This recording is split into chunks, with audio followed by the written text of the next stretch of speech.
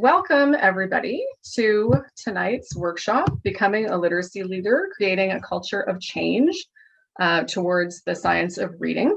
This is the fourth in our four-part series of workshops. So thanks to everyone who's been with us since the start, and a welcome to those of you who are joining us for the first time tonight. So our agenda, just to get us started for tonight, we're going to go through the goals of this workshop series and some common definitions so that we make sure everyone's on the same page. We will have a recap of what we've learned in our workshop series so far. We're going to talk about removing roadblocks. That is kind of the theme of this series. How do we remove the obstacles that are stopping us from getting to our goal, which is to have evidence-based reading instruction in all schools for every student. And then, of course, we're going to go into our breakout rooms so that you can all have a chance to share with each other and talk about the progress you're making in your own schools and share the challenges that you're facing. And then if you are able to stay until the very end, return to the main session for some closing remarks, and we're going to have our prize draw, which is always fun. So I hope you can stick with us until the end. Throughout the workshop, please feel free to put questions in the chat. We'll ask everyone to remain muted in the main session, but of course in the breakout rooms, please unmute and turn your cameras on and share with each other freely. So the goal of this workshop series, just as a recap, is that we're here to connect educators who are interested in the science of reading. We are here to celebrate your successes and discuss strategies for overcoming the challenges that you have faced. And throughout the workshop series, we are working to create a roadmap for educators in Ontario who are interested in implementing practices that are aligned with the science of reading. So this is specific to Ontario. However, there's a lot of information that is being shared in these workshops that I think is universal and would apply to anyone who's joining us from anywhere. And we're certainly welcoming with open arms participation from all of you, wherever you come from. So welcome, everyone. So in terms of common definitions, for the purpose of this workshop series, we are using the definition of the science of reading that has been put forward by the Science of Reading, A Defining Moment, which you can find at whatisthescienceofreading.org. This website now has what they call their defining guide, which has a number of different sections in it that outline the definition of the science of reading, what the science of reading is not, as well as has a list of practices which do align with the science of reading and those that don't. It's a great resource. I would recommend that if you haven't checked it out, that you do. So the good news, we do this every time. What I can share so far is that we've had 906 people register for this series and complete our survey about what you're seeing in your school so far. That represents 55 different Ontario school boards and First Nation education authorities. So people have filled out our survey to give us some information about what's going on in all those different school boards and school authorities. And we have a wonderful volunteer, Kim, who I'm not sure she's here with us tonight or not, but Kim has gone through all 906 of those surveys, and she has looked at the information that you've submitted. She has found that of the 906 people that filled out our survey, 87% of you can point to some form of positive change that you're starting to see in your school board, which is fantastic. So she's also gone through and quantified the changes. So she grouped them by themes and put some numbers behind them so we could see what are the most common things that people are seeing. So the first thing is for sure phonological awareness programs. A lot of you mentioned those. A lot of talk of increased collaboration. People mentioned that there's an increased focus on phonics. People are starting to get some decodable books into their classrooms. Many people mentioned that they've received some additional professional development recently, especially on diagnostic assessment. And certainly a lot of people talking about just increased interest and curiosity among their colleagues. Some of you even went so far as to say excitement, which was, really fantastic to hear.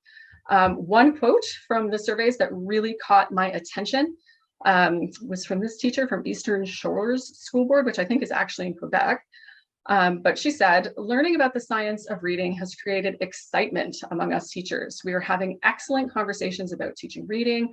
This excitement itself is enough. In my 25 years of experience, I have never seen an equal excitement among teachers.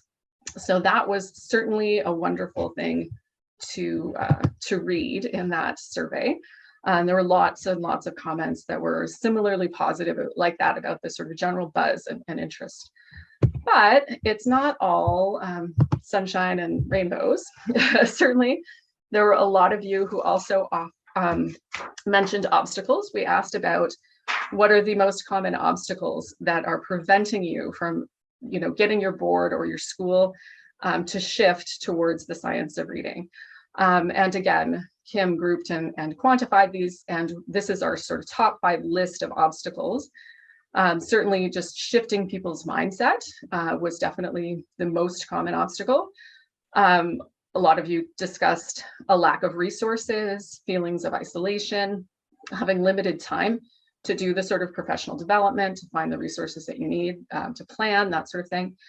And then, of course, our curriculum came up over and over again. So in our last workshop, I shared some information about the curriculum. We had heard from the team at Algonquin and Lakeshore Catholic District School Board, and Sarah from Algonquin and Lakeshore Catholic told us all and shared with us that there's a lot of cover material in the curriculum, and there are a lot of other Ministry of Education documents that we can use to justify or support any teacher who's looking to use the science of reading in her classroom or his classroom. And last time in the last workshop, I shared some of those links and documents with everyone.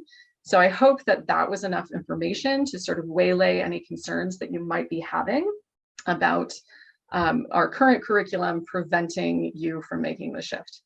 But today we're going to do a bit of a deep dive into the biggest obstacle that everyone's facing, and that is just shifting people's mindsets. So changing people's minds. So this was mentioned over and over and over again. And it came in a lot of different forms, right? So we heard about some people who you're experiencing are really hesitant to buy in or are outright rejecting suggestions of changing practices because, they're very heavily invested in the status quo. So, that might come in the form of an emotional investment. So if there's someone who has built their career on promoting balanced literacy, they might be really hesitant to shift practices or afraid that if they do, it might appear that they're admitting that they were wrong, which nobody likes to do that, or they might feel like it's threatening to their position or their standing. Sometimes it was mentioned that it's more of a financial commitment. A school board has just spent thousands of dollars on LLI. And so they're committed to that and they're not willing to let it go. And that's kind of your standard sunk cost fallacy, we're in for a penny, in for a pound. I think the thinking on that goes kind of like this, I just spent a whole bunch of money on this thing, and I am a very smart person who makes very good decisions. Therefore, what I spent all of that money on must be a good thing. And if you're going to tell me it's not, I'm just going to discount that information or dismiss it out of hand. So we heard a lot of stories like that. We also heard about situations where, people don't disagree that the science of reading would be a good thing and that making changes would be good. But there are other reasons that they're not really willing to do it. They think that it's asking too much, that teachers are busy and tapped out right now.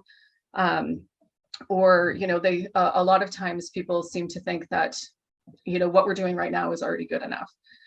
So there is this general perception in Ontario that we're doing a pretty good job of teaching people to read. That's really perpetuated by sort of the idea that our EQAO scores have been rising over the last decade. So people will point to that and say, well, look, we're already doing good enough. Like, why would I change anything now? So how do we overcome these kinds of challenges and really shift people's mindsets so that they are open to learning about the science of reading and evidence-based instruction and starting to make changes? Throughout this workshop series, I have been giving in the prizes away copies of this book, The Catalyst, How to Change Anyone's Mind. And so we're going to talk a little bit about that book tonight, and we're going to go through some of the strategies that the author outlines that we can sort of adapt to our pursuit to try to change people's mind to start thinking about the science of reading. So I'm just going to play this little book trailer for a second. Everyone has something they want to change, but change is hard. We push, and we push, and often nothing happens. And the question is, could there be a better way? If you think about getting in a car, for example, how we get in the driver's seat, we stick the key in the ignition, we push our foot on the gas. Well, if the car doesn't go, we think, I just need more gas. I just need to push a little harder. But sometimes we don't need to push a little harder. We just need to depress the parking brake. How can we change minds and incite action, not by pushing harder, not by providing more reasons, but by figuring out what those barriers are and mitigating them? How can we figure out what the roadblocks are that are preventing change, find those parking brakes, and use them to catalyze action? There's a science behind why people change. There are 5 key factors or 5 strategies that drive change to occur: reactance, endowment, distance, uncertainty, and corroborating evidence. Reactance is the idea that when we push people, they push back. When we try to persuade people, they're actually less likely to go along. Endowment is all about the fact that we stick with the status quo. If what we're doing already isn't so bad, we're less likely to change. And so how can we highlight or uncover the costs of doing nothing? Distance is all about if it's too far from people's own backyard, they're more likely to disregard the information. If you ask people to do too much, they end up doing nothing. And so how can we take big change and break them down into smaller chunks? Uncertainty is all about if people don't know what to do, they do nothing. Too often change requires switching costs and people feel uncertain. And last but not least is corroborating evidence. Some things need more proof. If one person tells you have a tail, you think they're crazy. But if 5 people say you have a tail, you turn around to take a look. And if you put those 5 together, they spell the word reduce. And that's exactly what great catalysts do. They don't push harder, they don't add more information, but they reduce the barriers to change. Whether you're trying to change the way consumers think, motivate employees to take action, or change the way an entire industry does business, I'm here to show you that by understanding the science of change, you can change anything.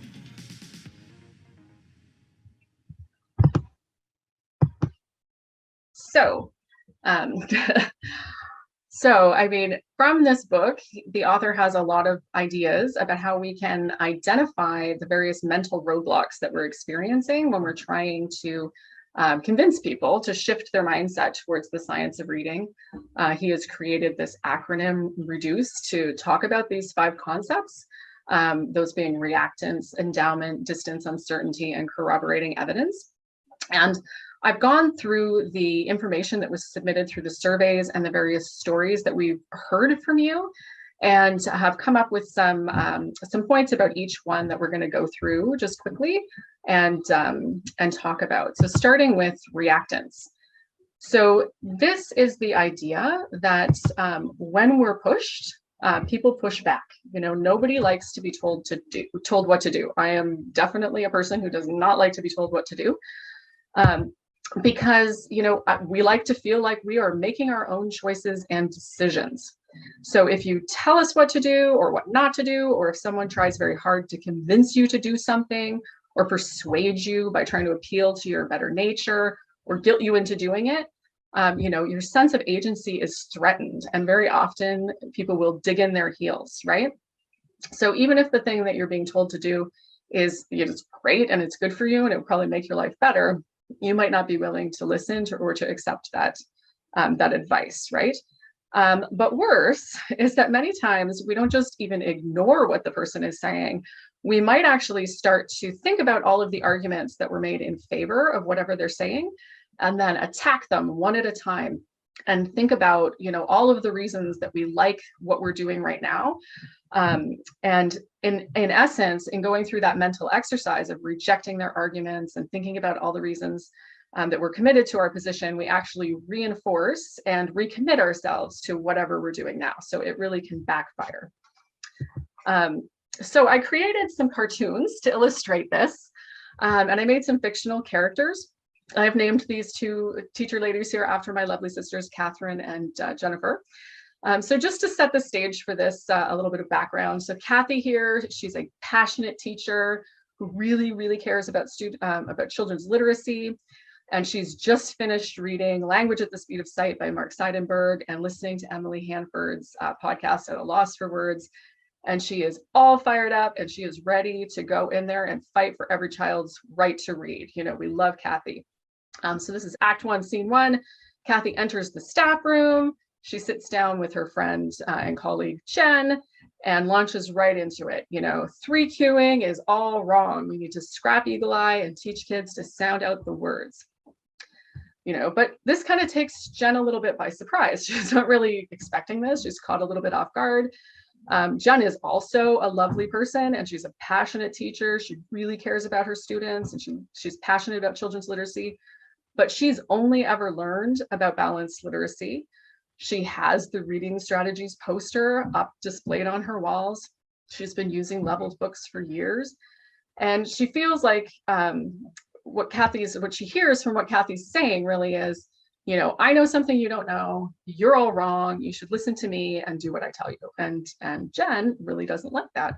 So, you know, she might not say anything to Kathy at the time, but she goes away and she sort of thinks to herself, you know, don't you tell me how to teach, you know, I've always done it this way and it works just fine for me.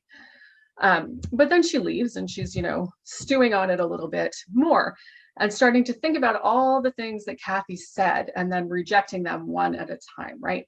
And through this process, she's really recommitting herself to her old strategies, her old thinking.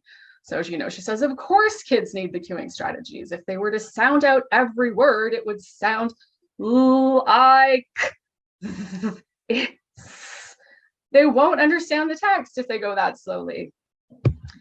And if they understand the meaning of the story, you know, what difference does it make if they say horse instead of pony? You know, way to kill the love of reading, Kathy. So in this moment, this teacher here is now like recommitting to her comfy old balanced literacy strategies, you know, and she goes back into her classroom and she carries on with her eagle eye and Stretchy the snake and Skippy the frog. And the next time that Kathy wants to talk to her about the science of reading, you know, Kathy might as well be the teacher from Peanuts. All Jen hears is science of reading, wah, wah, wah, wah, wah, wah, wah, wah. And she's not having any of it. So this is a little extreme, but this exact thought process is actually outlined in this podcast that Anna Geiger put together. So she is a teacher who was previously very committed to balanced literacy.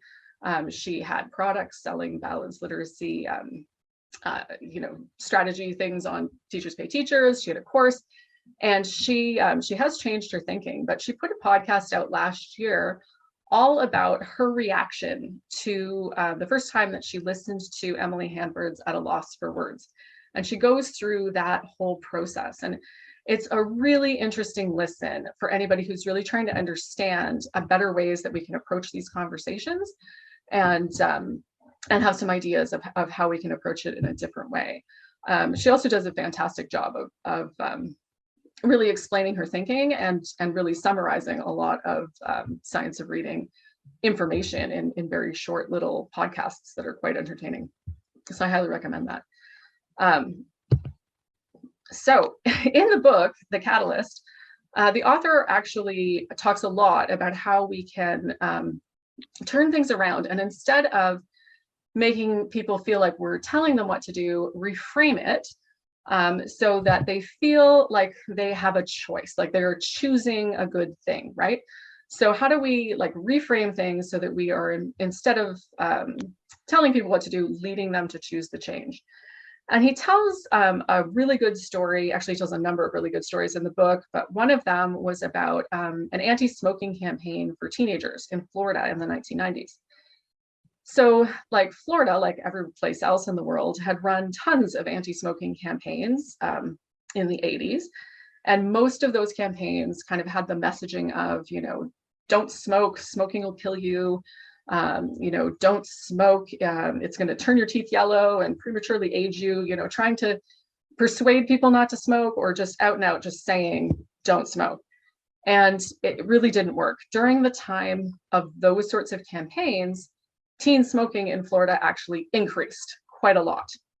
So they brought in a psychologist and he decided to flip things around and try doing it a different way.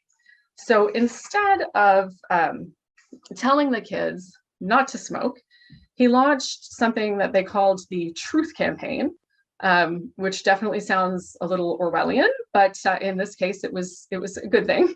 But what the campaign was is it was just a bunch of ads and embedded information, which just explained to kids that the tobacco industry was trying to influence and manipulate them into smoking so that they could make huge profits and that they really didn't care about kids. So they showed examples of how, big tobacco had paid to have characters smoke in movies in an effort to make smoking look cool and aspirational for kids. And my personal favorite part of this campaign is that they embedded math questions into the curriculum that sounded like this.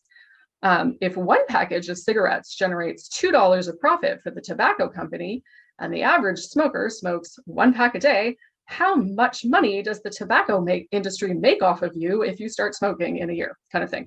Anyway, at no point in the campaign did they ever say, don't smoke, if you smoke, quit smoking. They didn't say that. Instead, they just educated kids about the dark underside of the tobacco industry and trusted them to make the right choice. And it was hugely successful. So it was considered the most successful anti-smoking campaign ever.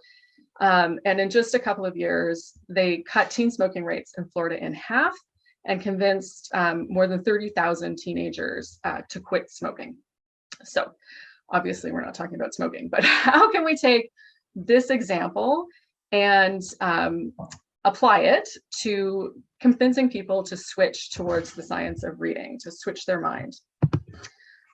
So I have some more cartoons for you, or some more comics. These ideas are taken directly out of the survey responses. So these are the things that you said you're doing right now in your schools that are working really, really well. So back to Kathy and Jen. So this time, Kathy approaches Jen from a different perspective. So instead of saying, this is wrong, we need to stop doing this, she starts from a point of vulnerability. And she says, there's something that I didn't learn when I was in university, and I really wished that I had learned about it because, it's really helpful to me. So Jen's not feeling defensive now, right? They're free to just have a conversation. And, now Kathy can kind of explain to her a little bit about what she's learned in language at the speed of sight. And, at no point in this conversation is Kathy saying to Jen, hey, Jen, what you're doing is all wrong. You need to change what you're doing. She's just sharing information that she has. So they are free to have a conversation. And then Jen maybe goes away and she thinks about it for a little bit. Like she's got a little bit of time to process and kind of go through the steps of thinking, oh, that's kind of interesting. So she's coming back, and now Kathy and Jen in the school, they've got a little science of reading buddy, and they start sharing information. So we heard lots of stories about this where people were previously like feeling isolated, but they managed to find a colleague in their school that they could start doing the learning with together, and that was a lot of fun. It helped both of them to grow in their learning. They start sharing information back and forth. And then before you know it, we start hearing about, science of reading book clubs popping up, which I read a lot of stories about this. And there are a lot of these happening right across Ontario, which is amazing to see. We heard stories from our panel guests about baking cookies and staying after school, or, other stories about groups of teachers deciding to do a course together over the summer. In somebody's backyard, lots of fun, but this is a totally optional activity. People don't feel like they're expected to do this. It's just a choice you can make. It is a fun way to get involved. And then once people are together and they're feeling supported and they've had a chance to do that learning and process the information, then they're ready to shift practices and, as I said, say goodbye to Eagle Eye and get out your code packs, kids. So this is the sort of positive change that we're seeing, and this is working really, really well for a lot of you in your schools. So fantastic to hear that, and keep up the good work. I listed these as some possible good entry points for those conversations or for those book clubs. All of them are non-judgmental is what I'd say. So, I love the Emily Hanford podcasts. I think they're fantastic. but I am not personally in any way, shape, or form invested in balanced literacy. If I was, that might be a little bit of a prickly entry point, as Anna Geiger found it a very prickly entry point. These entry points here are a little bit softer, is what I'd say, and they're all very good conversation starters for sure. So the next part of the acronym REDUCE is endowment. So this is the concept that people are married to the status quo. So, you know, this is the way we have always done things.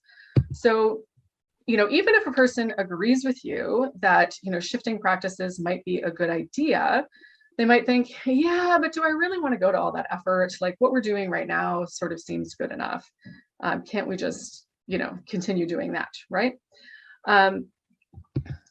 Because change is hard. Like, you know, people don't like making changes by and large. So in the book, again, the concept here is that losses loom larger than gains.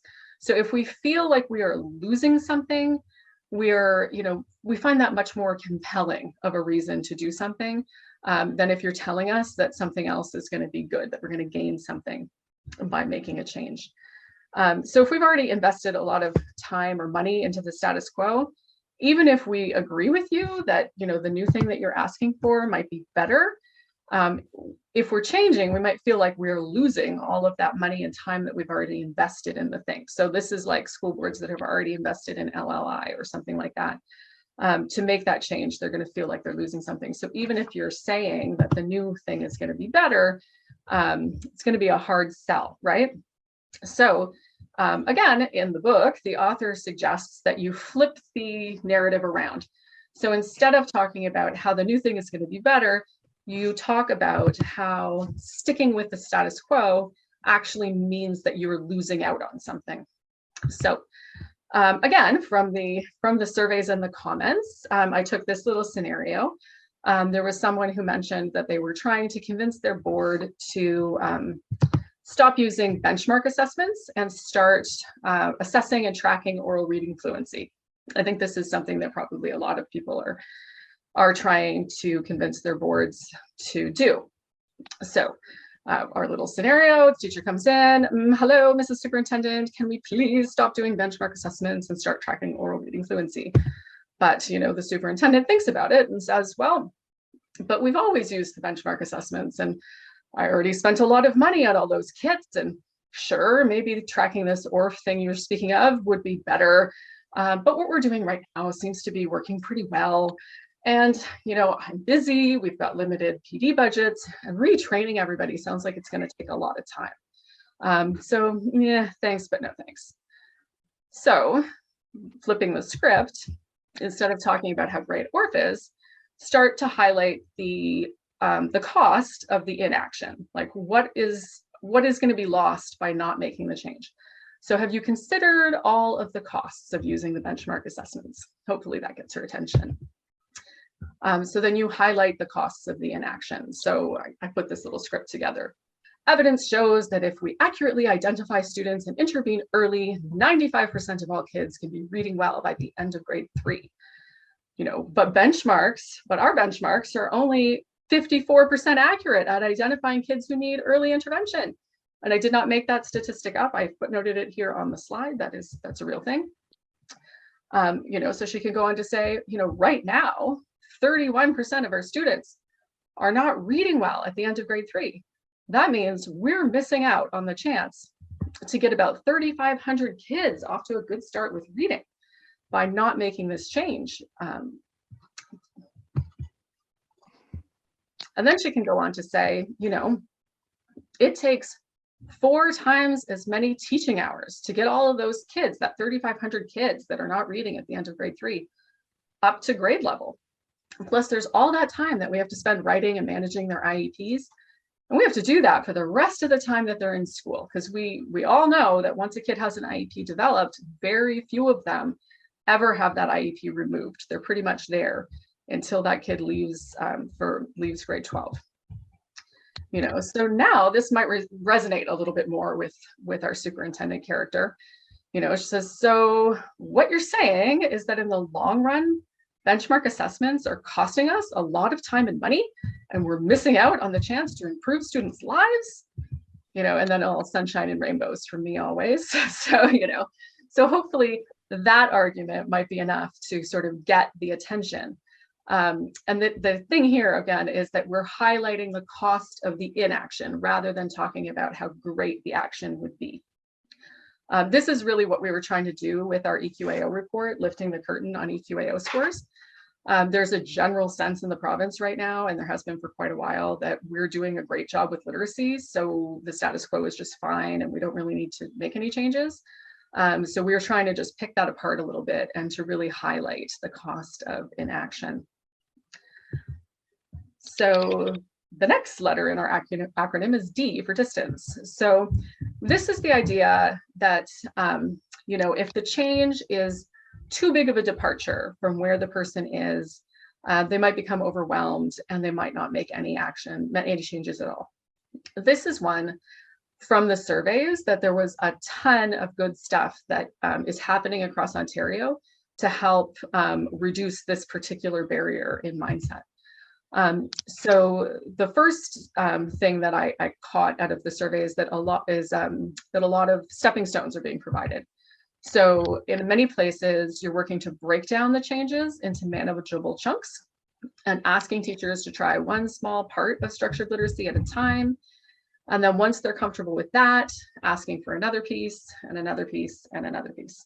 So understanding that it's not an all or nothing proposition, like, you can just get started with one thing, but at the same time, maintaining that it's not a compromise, right? It is just slow and steady progress towards the final goal, which is that all of the practices are aligned with the science of reading. Oops, I seem to have skipped one, maybe not.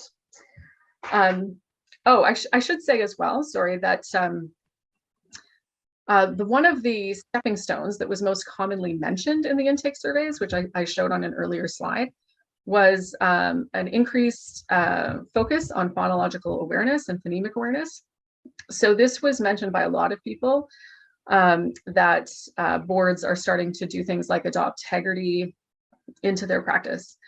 But there were also a lot of comments from people that they're very concerned that boards are just adopting Haggerty and putting that on top of balanced literacy and 3Qing, and that they're just going to do that and call it a day. So I think we can all agree that that would not be a good thing. That, phonological awareness is definitely a part of the overall solution, but it is definitely not the whole thing. And if we just add something like Haggerty on top of 3Qing, that's not going to be enough, and it would likely sort of backfire. Because people will say, oh, look, I tried some of those evidence-aligned practices that you said, and it didn't really work because it wasn't enough on its own. So I definitely understand that concern. But we could also look at Haggerty as a stepping stone, right?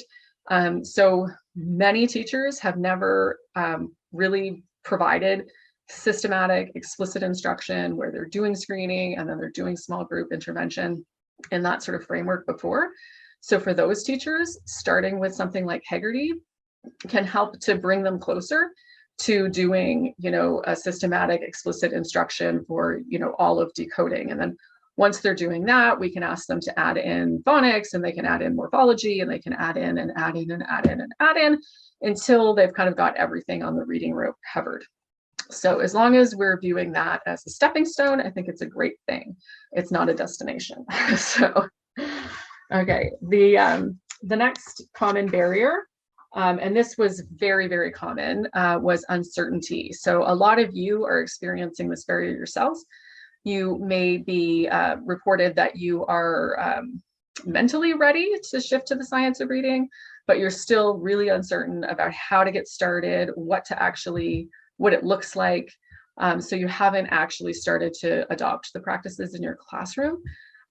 So I fully recognize that, change can be a scary thing, and, there are switching costs to be had. And if there's uncertainty or there's ambiguity, or the cost just seems, too high, then many people will just reject the change and choose to stay the course, right? So there were a lot of comments about this in the survey. One quote, again, that really stood out for me was someone who reported that they're getting very confusing advice. So they said that in their board, the SLPs and psychologists are teaching them all about the science of reading, but the board literacy consultants have just come out with another program and they're giving them PD on that, and it's not aligned with the science of reading. So they're really feeling like they're being pulled in different directions and they don't know what to do. And I really feel for that person. So what can we do to try to reduce uncertainty? So obviously, clear and consistent messaging is the key here. This is really hard because it really needs to come from the top. We need to have top-down leadership on this piece. So we saw that in Algonquin Lakeshore Catholic. The director of education there, David DeSantis, is on board 100%. They put, shifting to the science of reading in their 5-year strategic plan. So when you've got that kind of support from the top, then, people can sort of coalesce around that. And there they brought together a group of people from different departments. They had speech and language pathologists, teachers, principals, ECEs. They had board level consultants, psychologists, kind of everybody. They brought them all together. And together they worked to create a plan for the board to start making the shift. And I think I've also listened to or read stories from a number of places in the States who've gone through this. And one of the things that seems to be really effective is when you can bring together that group and they start off not with negotiating the plan, but they start off with doing some professional development together. And again, most effective in the stories when they brought in somebody from outside the school board to run that professional development, or they went and took a course together. Something like Big Dippers would be a perfect entry point because it's short, but it kind of gives everybody the background knowledge. The next part of that process is to, as a group, agree on a common set of definitions and goals. The goal province-wide stated by the ministry for the last 15 years has been 75% reaching EQAO benchmarks. I personally think that goal is way too low. But you need to know, is that what your school board's goal is, or are you going to go for a 95% goal? Also, common definitions.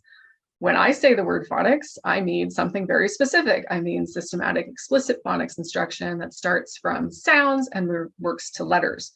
That's what I mean. Other people might mean phonics is letter of the week and incidental phonics, or working from letters to sounds, like very different ideas.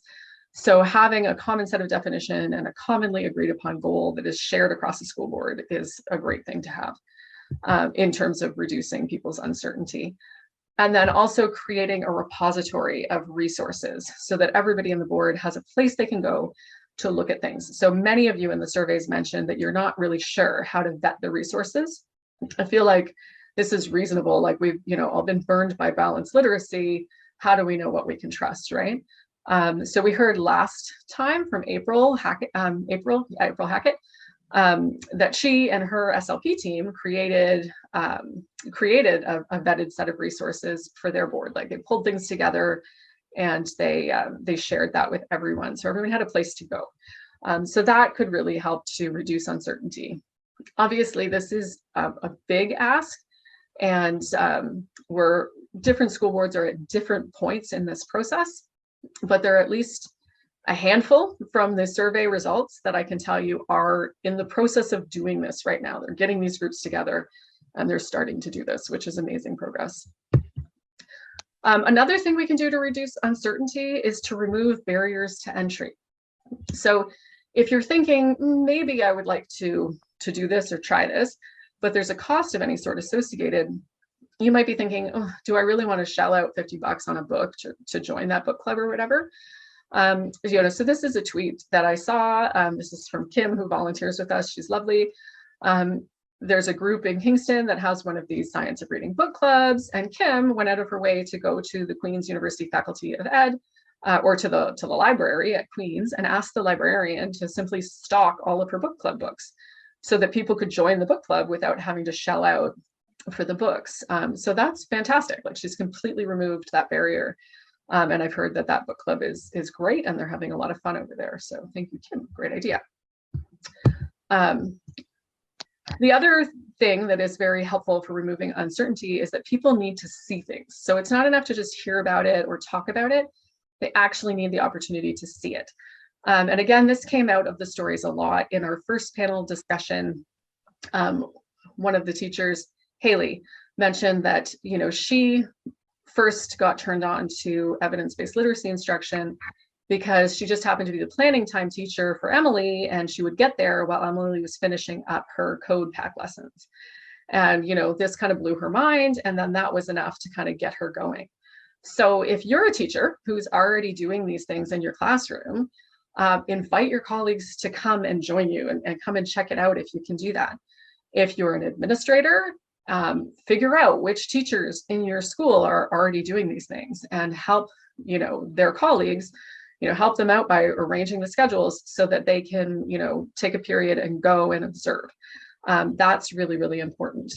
If you can't do those things, oh, I guess I should say as well, if you're a speech and language pathologist or you're a special education teacher, we heard again in the surveys that a number of you in those supporting roles who have done this learning are going into the classrooms and offering to do a lesson for the teacher, so that the teacher in the classroom can observe you doing a lesson with their kids, so they can get a better sense of what it looks like. So we read about a lot of those things happening, which is great as well. We also heard a lot of people that have found getting videos where you can actually see on the video what's happening, that's been really helpful. So we have those 3 workshops that we put together again with Emily. This is just a screenshot from the supplemental units that were part of our Intro to Structured Literacy course that I know many of you are taking. This is from the, those supplementary units, Basics of Decoding and Spelling.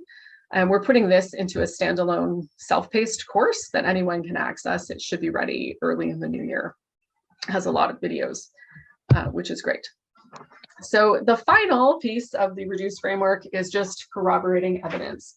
So sometimes people just need to hear it from more than one place, more than one time, right? They're just naturally skeptical. So, you know, my cartoon here, we've got this guy, Kevin, and, you know, he's just been invited to a Science of Reading book club, and he just thinks, oh, goodness, it's just another pendulum swing. I'm just going to sit this one out. So, okay, fine. But then, you know, a week later, he gets an email from his board's speech and language pathology department, and they are running optional professional development on the science of reading. So he gets another exposure, like, oh, that's interesting. They're all about the science of reading too. And then maybe he's like driving in the car and he's listening to his favorite educational podcast, Pedagogy Non Grata, and he happens to hear them and they're talking about the science of reading and evidence-based instruction again. And he's like, oh, that's interesting. Here it comes again. And then, you know, it seems like everywhere he goes, the science of reading thing is just popping up everywhere. Science of reading, science of reading. You can't get away from it. And then finally, this is my like glory shot, like maybe happy day, it's February something, and the OHRC Right to Read report is released, and there's a big thing on the national all about it, and he sees it again, and now there's been enough, like he's heard it from enough places. This is his tipping point, and he is ready to join that book club and to bring the cookies himself. So sometimes we just need to have many, many different sources of information. And if these different bits of information happen in a short period of time, that is often the most effective for people as well. So the good news about this particular barrier is that we can all participate in helping each other overcome this one for people, because you know, there's social media now. So these are just a few things that I found that have been posted. You know, this is a picture of Lee in Huntsville. She's wearing her amazing Science of Reading shirt to school. That's awesome. We've got, you know, there've been articles in lots of articles being retweeted or posted on Facebook. There was a piece on CTV Kitchener this past week on the 6 o'clock news. It was just a 2-minute piece, but they talked about evidence-based reading instruction and the right to read inquiry, even just briefly. You know, I've got this picture of a group of kids outside doing a code lesson. And again, that's fun. It's outside, so lots of people can see it. Anyway, so I know a lot of the people here tonight have been posting lots of things on social media and making sure that to get that information out there. And that is really, really important because we can only tell our people so much. Like, they need to hear it from other places. So we can help each other out in that regard a lot. And I think it's super important that we do that before February when that Right to Read report comes out. Hopefully that will be the tipping point if we keep it going. So that is the reduce framework for ways that we can work to try and overcome that biggest barrier that you all mentioned, which is that shifting of mindsets. So when you're, talking to people, it's probably not going to just be one of these sticking points for them. There's usually a combination. But if you can sort of identify what it is, that'll give you some ideas on ways that you can help to get past that. So that is my presentation. It is now time for the breakout rooms. I don't know if anyone had any questions about that, but maybe we'll just go to the breakout rooms. And if anybody wants to talk to me, you're welcome to stay in the main session. I do hope that you'll stay until the end. We have some excellent prizes, including I'm going to give away one of these lovely shirts, Teaching Reading is Rocket Science, by Louisa Moats. I was inspired by Lee, who posted a picture of herself rocking this shirt on Twitter earlier in the week. And I thought somebody else would probably like to have one of those too. So thank you, everybody, for listening to my presentation. And we will go to the breakout rooms.